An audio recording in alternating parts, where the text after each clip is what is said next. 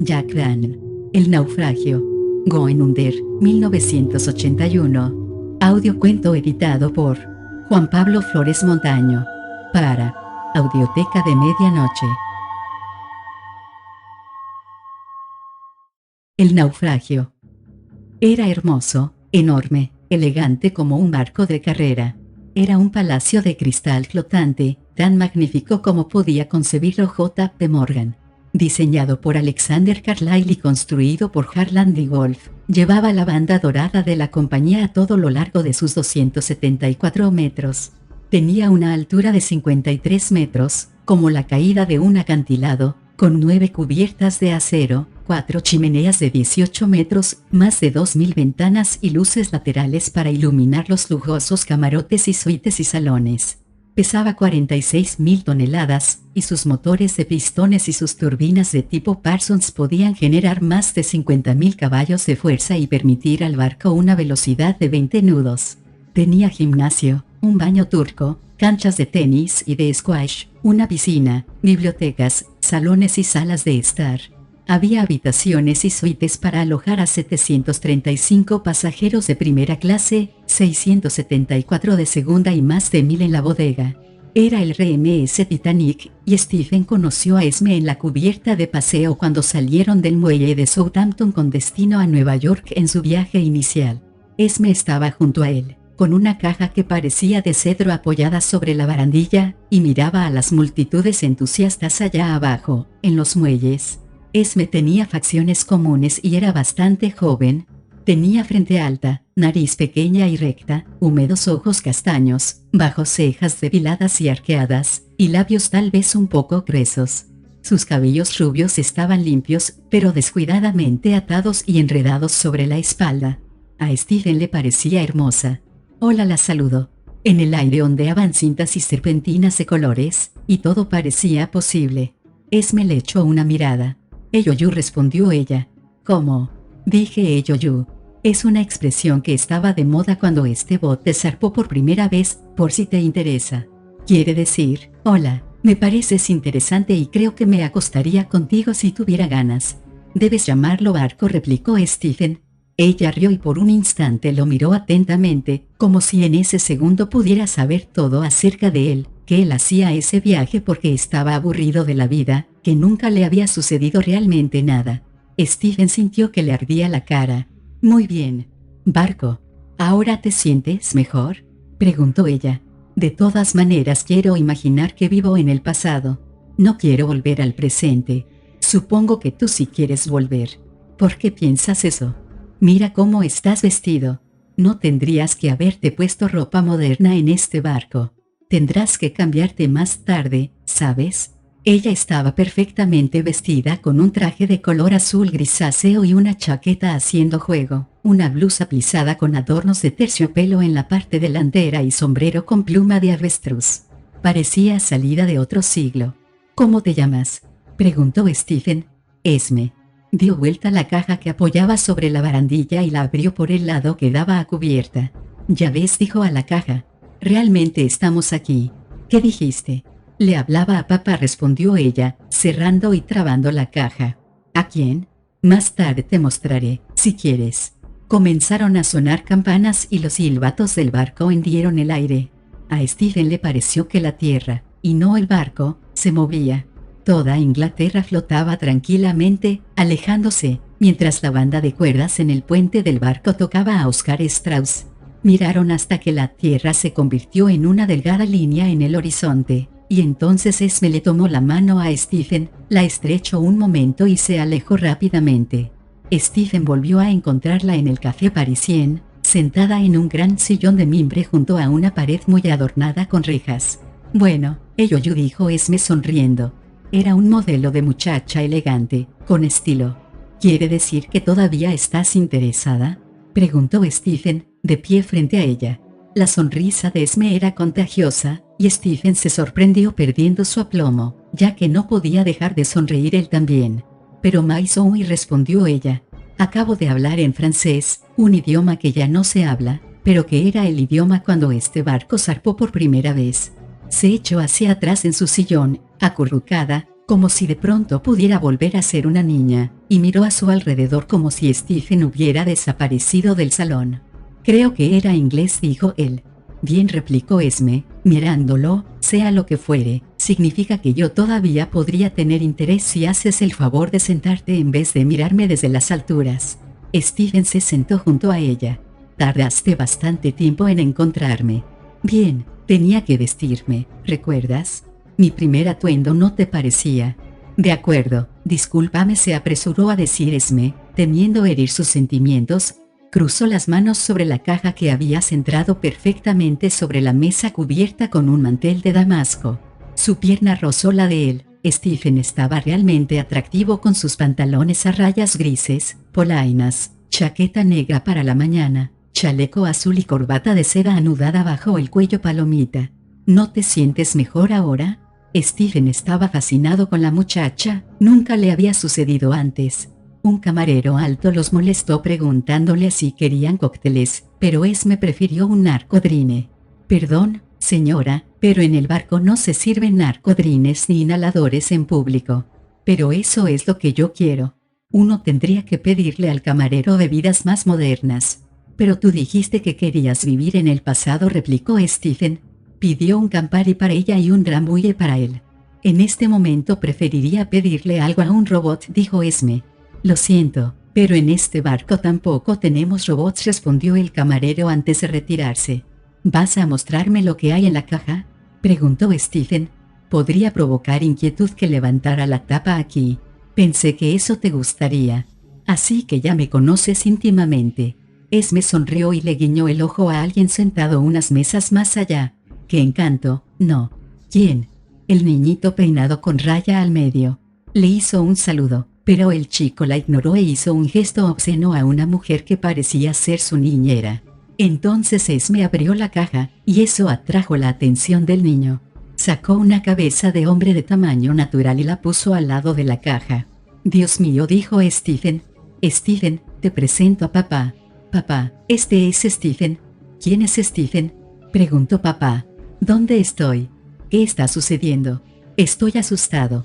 Esme se inclinó hacia la cabeza y susurró algo en su oído. A veces se desorienta al despertar, dijo luego confidencialmente a Stephen. Todavía no se acostumbró, pero enseguida estará bien. Tengo pánico, dijo papá en voz más fuerte. Estoy solo en la oscuridad. Ya no, respondió Esme con firmeza. Papá, este es mi amigo Stephen. Hola, Stephen, dijo la cabeza. En ese momento su voz era potente, imperiosa. Mucho gusto en conocerte. Giró las pupilas y luego dijo a Esme, vuélveme un poco, para que pueda ver a Stephen sin forzarme la vista. La cabeza tenía cabellos blancos un poco amarillentos en las puntas, prolijamente recortados a los costados y peinados en un estilo pompadour algo descuidado adelante. El rostro era fuerte, aunque disipado. Era el rostro de un hombre de cerca de 70 años, arrugado y bronceado. Mi nombre es Elliot, dijo la cabeza. Llámame Elliot, por favor. ¿Qué tal, Elliot?, replicó Stephen. Sabía de la existencia de esas cosas, pero nunca las había visto. Harán furor en los próximos meses, dijo Esme. Todavía no son de consumo masivo, pero puedes imaginar el potencial para adultos y niños. Puede programárselas para que hablen y reaccionen en forma muy realista. Ya veo, contestó Stephen. La cabeza sonrió, aceptando el cumplido. Además aprende y piensa muy bien, agregó Esme. Así lo espero, dijo la cabeza. ¿Tu padre vive?, preguntó Stephen.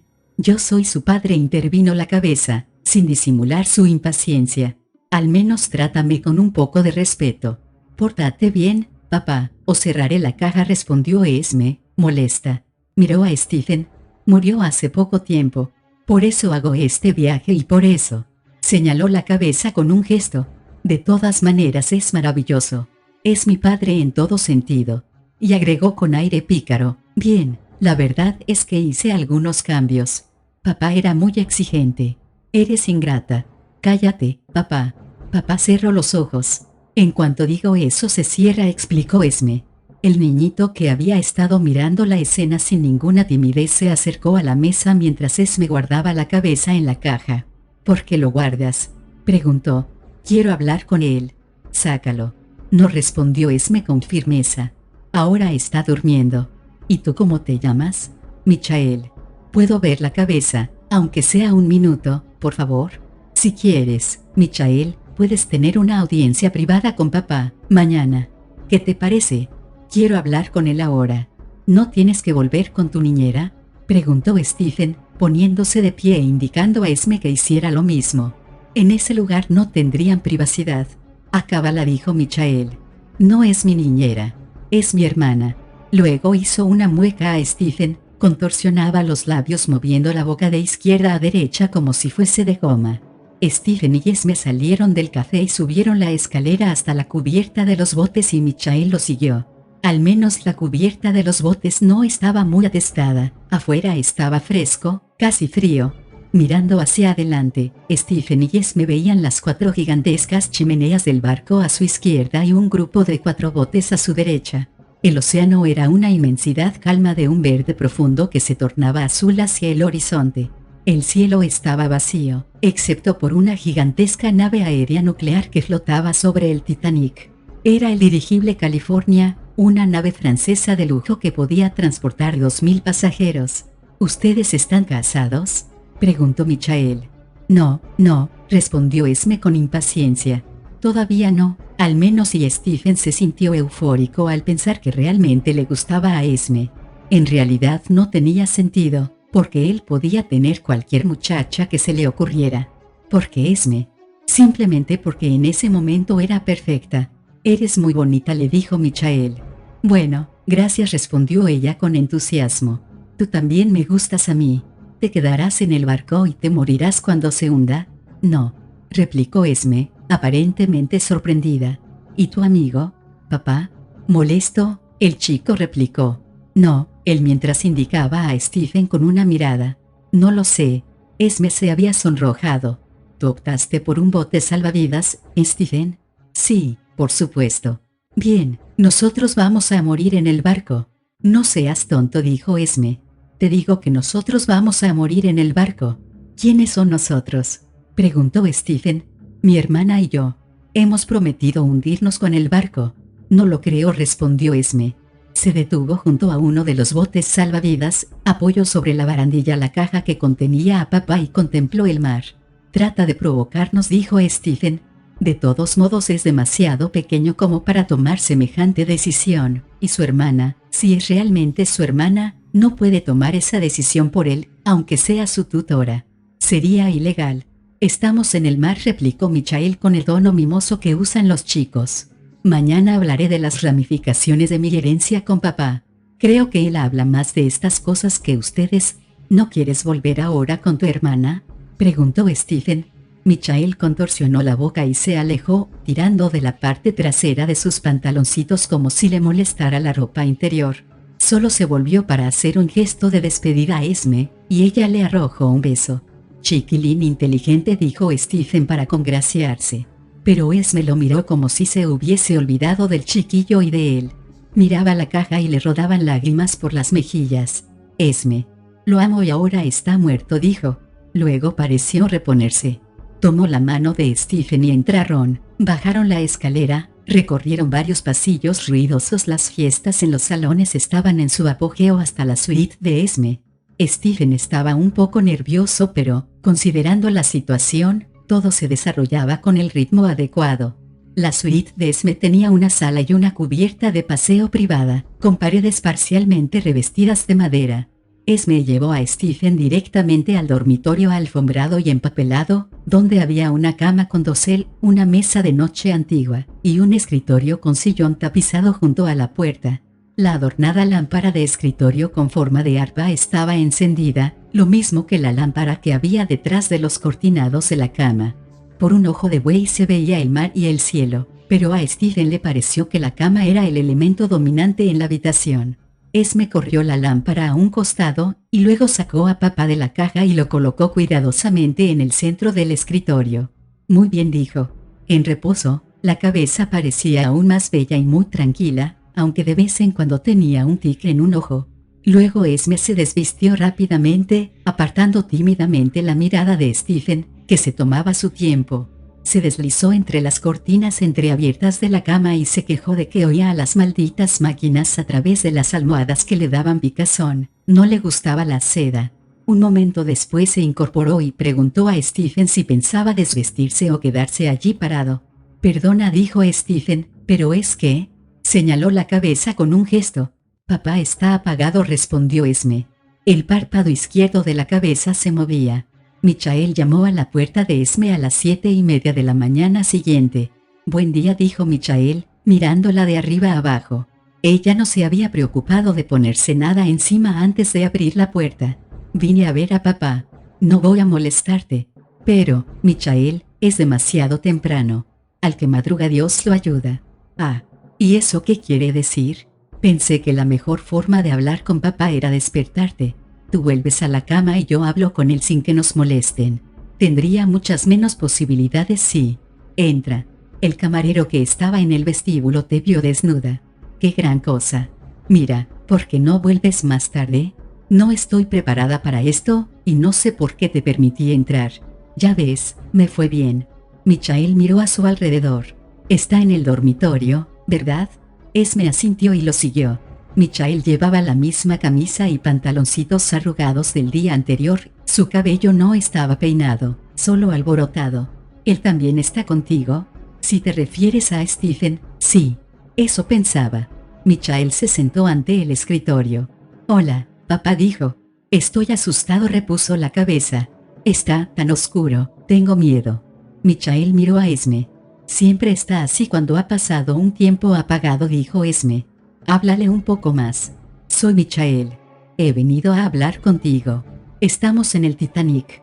«Ah», Michael respondió la cabeza, más tranquila. «Creo que me acuerdo de ti». «¿Por qué estamos en el Titanic?» «Porque va a hundirse».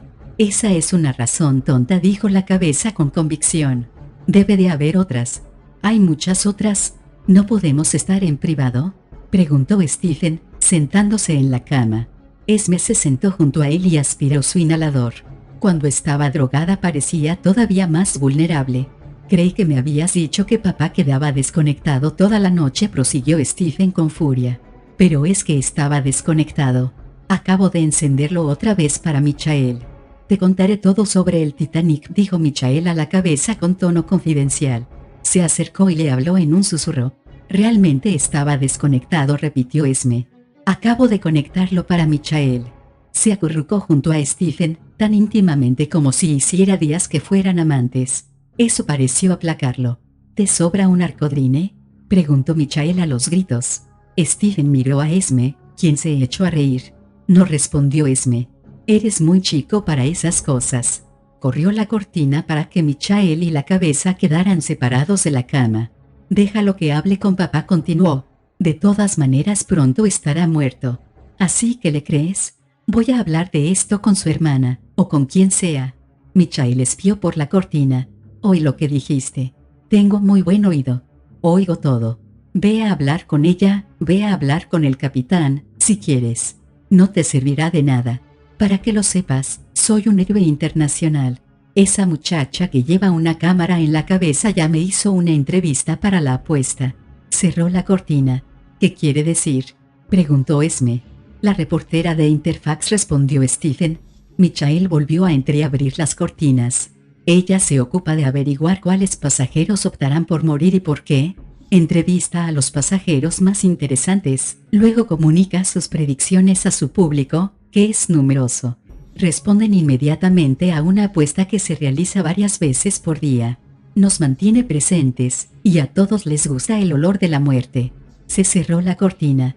«Bien, a mí no ha tratado de entrevistarme», dijo Esme, enojada. «¿Realmente quieres que te entreviste? ¿Y por qué no? Estoy a favor del consumo conspicuo, y deseo que esta experiencia sea un éxito. Por Dios, que el mundo entero nos vea hundirnos, si lo desean. Incluso podrían hacer apuestas». Luego, en un susurro de conspiración, agregó: «Ninguno de nosotros sabe quiénes han optado realmente por morir. Eso es parte de la diversión». «Me imagino», respondió Stephen. «Ah, tú eres tan presumido», dijo Esme. «Cualquiera diría que eres un actuante». ¿Un qué?». «Un actuante. Todos somos actuantes u observadores, ¿no es cierto?». Pero los actuantes quieren hacer algo y para ilustrarlo dobló la cabeza, sacó la lengua e hizo ruidos con la garganta como si se estuviese ahogando. Los observadores, en cambio, solo han venido por el paseo. ¿Estás seguro de que no eres un actuante? Michael, que había estado escuchando otra vez, respondió por Stephen. No es un actuante, te lo aseguro. Es un observador de la peor clase. Se toma todo en serio. Bien, ya me han faltado bastante el respeto, los dos, dijo papá con tono imperioso. Michael, deja de perseguir a Stephen. Esme dice que lo quiere. Esme, pórtate bien con Michael. Estoy muy contento con él. Y no hace falta que amenaces con desconectarme. Me estoy desconectando solo. Tengo que pensar. Papá cerró los ojos. Bueno, dijo Esme a Michael, que se había parado frente a la cama y trataba de ver hasta dónde podía separar las piernas. Nunca había hecho eso antes. Generalmente tiene tanto miedo de tener miedo al despertar. ¿Qué le dijiste? Poco y nada. Vamos, Michael, yo te permití entrar, ¿recuerdas? Recuerdo. ¿Puedo meterme en la cama contigo? Carajo, no intervino Stephen. No es más que un niño, dijo Esme mientras se corría para hacerle lugar a Michael, que se colocó junto a Stephen. No seas aburrido, tú eres el hombre que amo. Stephen se acercó a Esme para que Michael pudiera meterse en la cama. Hablaron de la transmigración de las almas. Michael creía firmemente en eso, pero Esme pensaba que era demasiado confuso. Stephen no tenía opinión propia. Finalmente lograron sacarse de encima a Michael para la hora del almuerzo. Esme parecía contenta de haberse liberado del chico, y pasaron el resto del día descubriendo el barco. Se dieron una zambullida rápida en la piscina, pero el agua estaba demasiado fría y el aire también. Si el dirigible volaba sobre el barco, ellos no lo veían porque el cielo estaba cubierto de pesadas nubes grises. Se cambiaron de ropa, pasearon por la cubierta de paseo inferior, que estaba cerrada con vidrio, buscaron los peces voladores que pasaban de vez en cuando, y pasaron una interesante media hora con la mujer de Interfax que los entrevistó. Luego tomaron un refrigerio en el opulento salón de fumar de primera clase. A Esme le encantaron los espejos y los vitrales. Después de explorar las otras dos clases, convenció a Stephen de que jugaran un partido de squash, que Stephen jugaba bastante bien. A la hora de la cena fueron a los lujosos baños turcos de azulejos azules. Estaba vacío y caluroso, hicieron el amor con suavidad en uno de los divanes, y quedaron agotados. Luego volvieron a cambiarse de ropa, bailaron en el salón y comieron algo a última hora en el café. Stephen pasó la noche con Esme en la suite de ella. Eran aproximadamente las 4 de la mañana cuando lo despertó una conversación en voz baja. No dio señales de que estaba despierto, fingió seguir durmiendo y escuchó. No puedo tomar una decisión, decía Esme mientras se paseaba junto al escritorio donde estaba papá. Sigo asustado, dijo papá con voz débil. Dame un minuto, esto fue tan repentino. ¿Dónde dijiste que estoy? En el Titanic, respondió Esme con furia. Y tengo que tomar una decisión.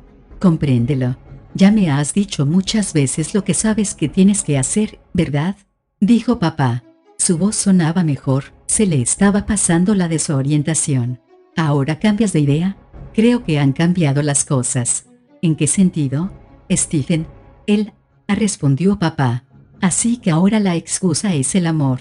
¿Pero sabes cuánto durará? No esperaba conocerlo, sentirme mejor con todo. Pasará. Pero precisamente ahora no quiero morir. Has gastado una fortuna en este viaje, y en mí. Y ahora quieres tirarla a la basura.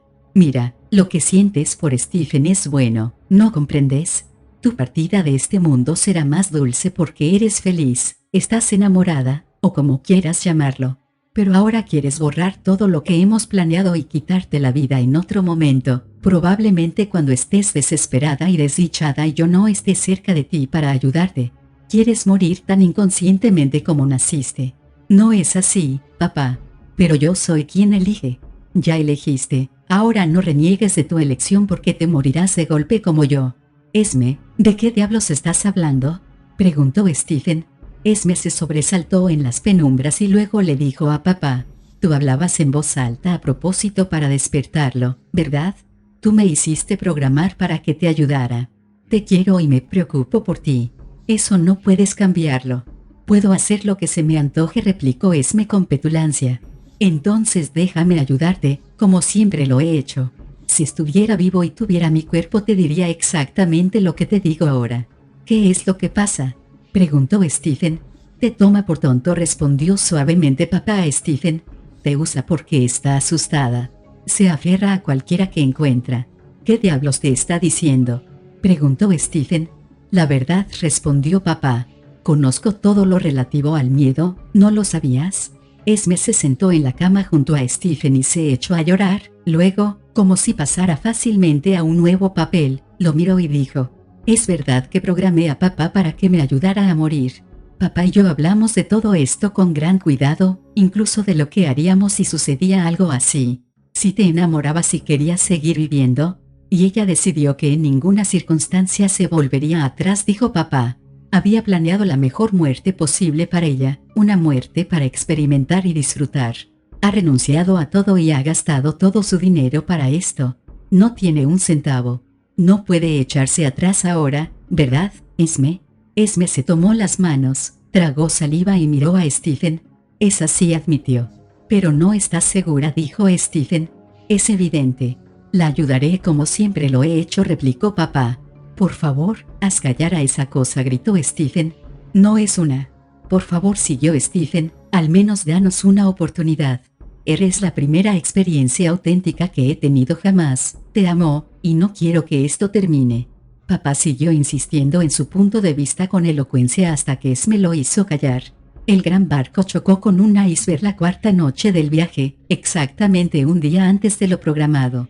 Stephen y Esme estaban junto a la barandilla de la cubierta de paseo.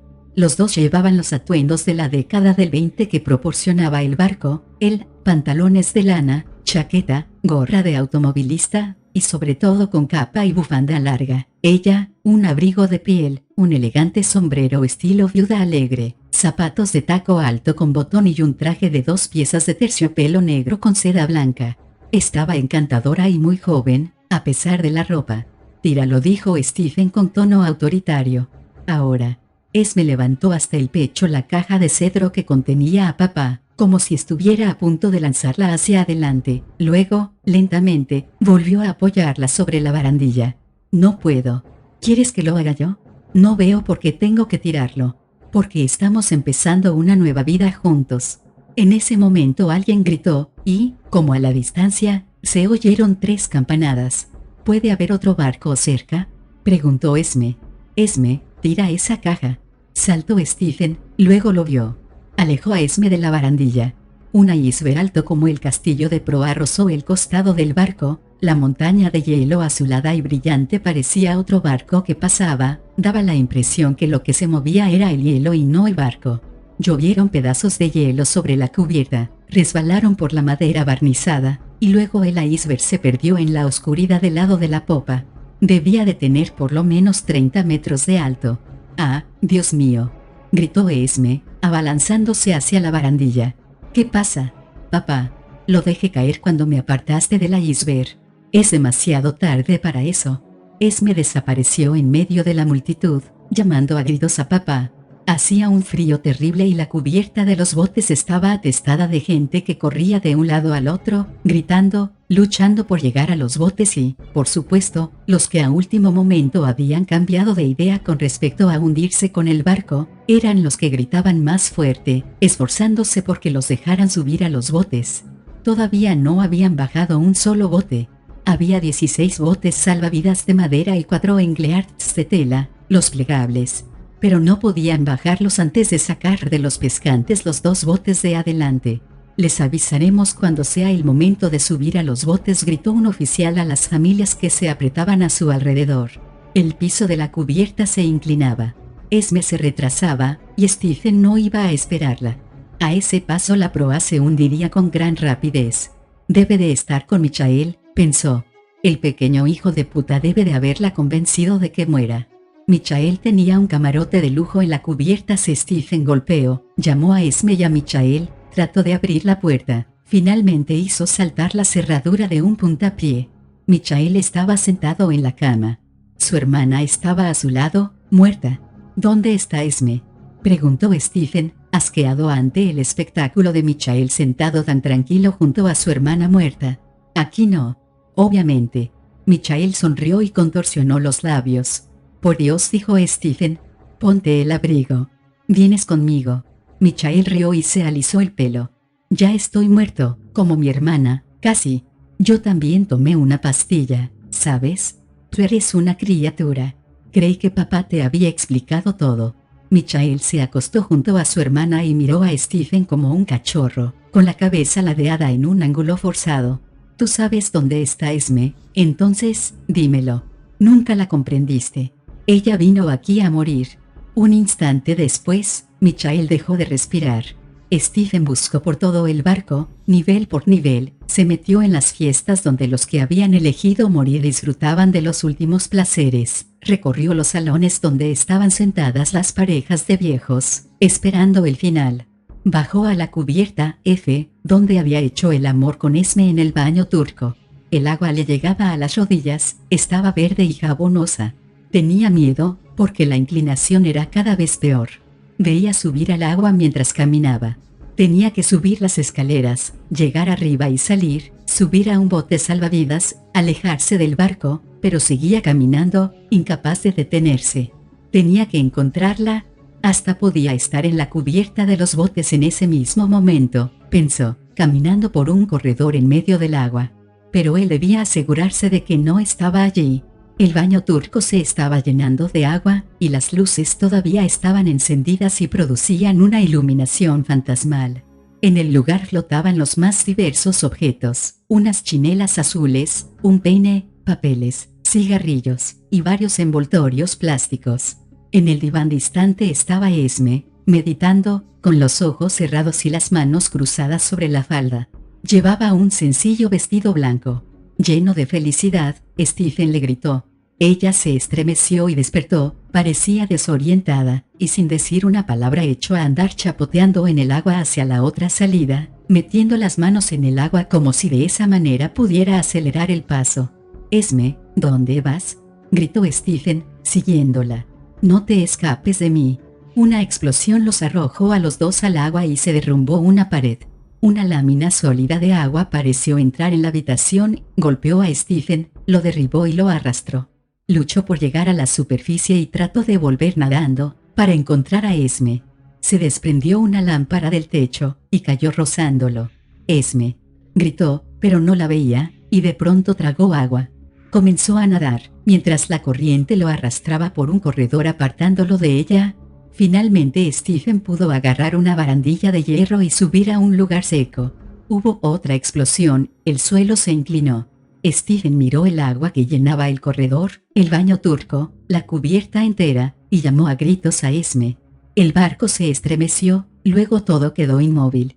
En los grandes salones las arañas colgaban en los ángulos, las mesas y las sillas resbalaban por el suelo y parecían alinearse frente a las paredes como animales de madera. Las luces seguían encendidas, como si todo estuviera bien excepto la gravedad, que estaba haciendo travesuras. Stephen caminaba y trepaba, seguido por el mar, como en un sueño. Aterido, se encontró nuevamente en la cubierta de los botes. Parte de la cubierta estaba ya sumergida. Casi todo el mundo se había trasladado al otro lado, subiendo la cuesta mientras la proa se hundía cada vez más en el agua.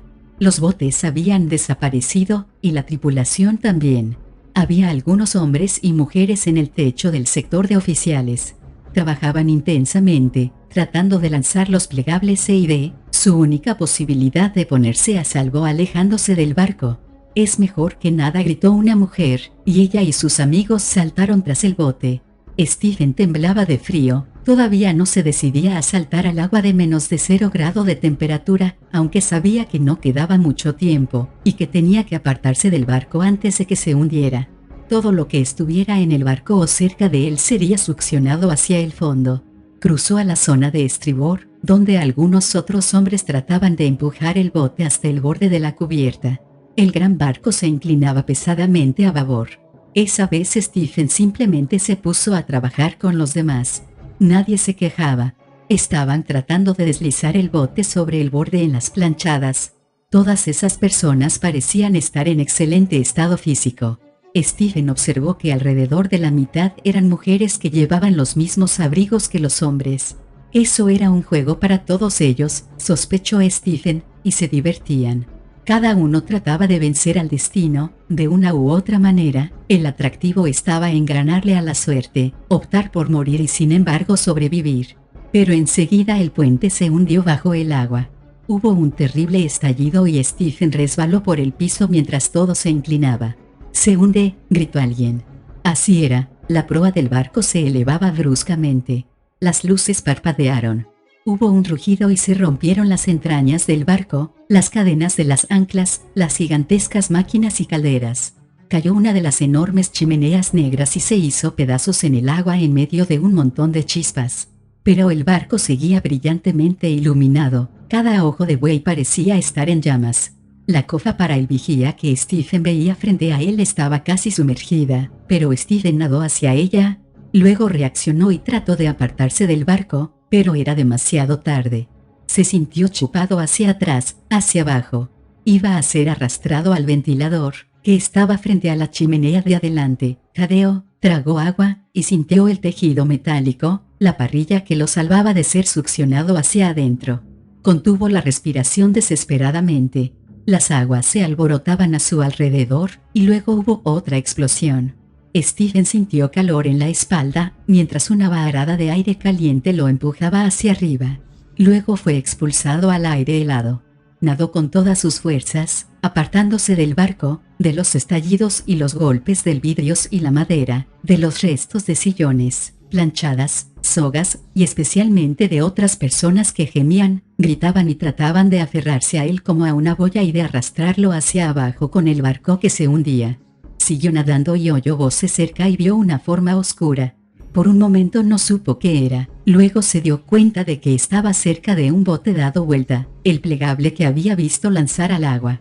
Había casi 30 personas, hombres y mujeres, parados sobre el bote. Stephen trató de subir a bordo y alguien le gritó: «Nos hundirás, ya somos demasiados». Una mujer trató de golpear a Stephen con un remo, y por poco logró darle en la cabeza. Stephen nadó hacia el otro lado del bote. Se aferró otra vez, encontró el pie de alguien, y recibió un puntapié que volvió a arrojarlo al agua. «Ven», dijo un hombre, «tómate de mi brazo y te ayudaré a subir». «No hay lugar», gritó otro. «Hay bastante lugar para uno más». El bote comenzó a balancearse. «Caeremos todos al agua si seguimos así», gritó el hombre que sostenía a Stephen a bordo. Se paró junto a los otros, realmente apenas había lugar. En ese momento todos formaron una doble fila, frente a la proa, y se inclinaban en dirección opuesta al oleaje, todos rogando por vivir, por tener una última oportunidad. Mirando hacia donde antes estaba el barco, Stephen pensó en Esme. No toleraba imaginarla muerta, flotando en los corredores del barco. Se oía muy bien a los que estaban en el agua, en realidad los llamados parecían magnificados, como para ser oídos claramente por todos los que estaban a salvo como castigo por pasados pecados. «Somos todos los que elegimos morir», dijo una mujer parada junto a Stephen. «Estoy segura de que nadie vendrá a rescatarnos antes del amanecer, cuando tengan que recoger a los sobrevivientes. Seremos los últimos que recojan, si es que piensan recogernos. Los que están en el agua han pagado por algo y tienen que recibirlo. Y como nosotros optamos por la muerte». «Yo no», respondió Stephen, hablando casi para sí. «Bien, la tendrás de todas maneras». Stephen estaba tieso, pero ya no sentía frío. Como desde lejos oyó el ruido de alguien que caía al agua desde el bote, que se hundía muy lentamente a medida que el aire escapaba bajo el casco. Por momentos el agua le llegaba a las rodillas, pero sin embargo ni siquiera temblaba. El tiempo se distendía o se contraía. Lo medía por el ruido que hacían sus compañeros al caer por la borda. Se oyó llamando a Esme, tal vez para despedirse, tal vez para encontrarse con ella. Al amanecer, Stephen estaba tan desequilibrado por el frío que creía estar en tierra, porque el mar estaba lleno de restos, corcho, sillones, cajas, pilastras, alfombras, madera tallada, ropas, y por supuesto los cadáveres de los desafortunados que no habían podido o no habían querido sobrevivir, y los grandes icebergs y los más pequeños, llamados growlers, parecían acantilados y laderas de montañas. Los icebergs eran brillantes y de muchas tonalidades, como si los hubiera pintado algún melancólico Gauguin del norte. Se oyó la voz ronca de una mujer que decía, está bajando, está bajando. El dirigible, que parecía una gran ballena blanca, parecía descender hacia su elemento más natural, el agua, y no el aire puro y frío. Los motores eléctricos no se oían.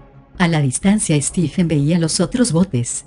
Pronto la nave comenzaría a rescatar a los que estaban en los botes, que en ese momento se hallaban atados entre sí, arracimados. Mientras dejaba vagar sus pensamientos y se le humedecían los ojos por el reflejo del sol, vio un trozo de roble tallado que aparecía y desaparecía del agua cerca del bote.